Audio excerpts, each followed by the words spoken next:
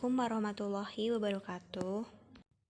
Di sini saya akan menjelaskan materi yang pertama, yaitu sistem politik di Asia Tenggara. Yang kedua yaitu dampak terbentuknya ASEAN terhadap hubungan ekonomi ASEAN-Cina, atau lebih lengkapnya ASEAN-Cina Free Trade Area.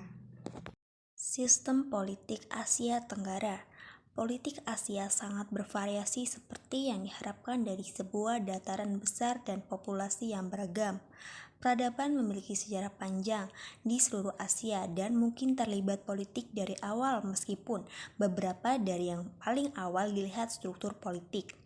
Banyak dari iklim politik di Asia dipengaruhi oleh kolonialisme dan imperialisme masa lalu. Banyak situasi saat ini masih beragam, dengan permusuhan di berbagai bagian Asia, seperti berkelanjutannya ketegangan di Laut Cina Selatan, Kashmir, Taiwan, Tibet, dan Korea Utara. Deklarasi Bangkok 8 Agustus 1967 merupakan awal bersejarah bagi pembentukan Association of Southeast Asian Nations atau ASEAN.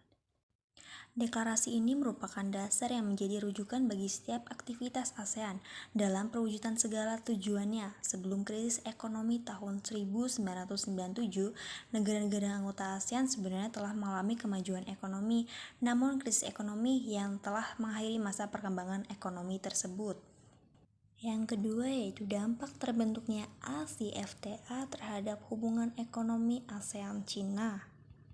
Dengan dibentuknya kawasan perdagangan bebas, dampak dari segi ekonomi sangat dirasakan oleh kedua belah pihak.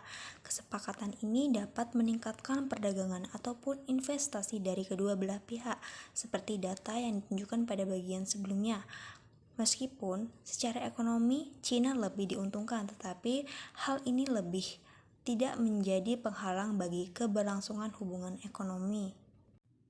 Dianggap sebagai suatu interaktif.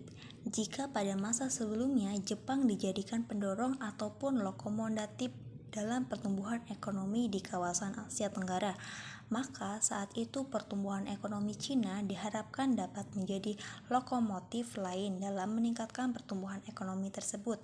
Selain itu, ASEAN menganggap bahwa pertumbuhan ekonomi Cina yang begitu pesat bukan menjadi suatu yang jika menguntungkan negara lain, maka merugikan negara lain.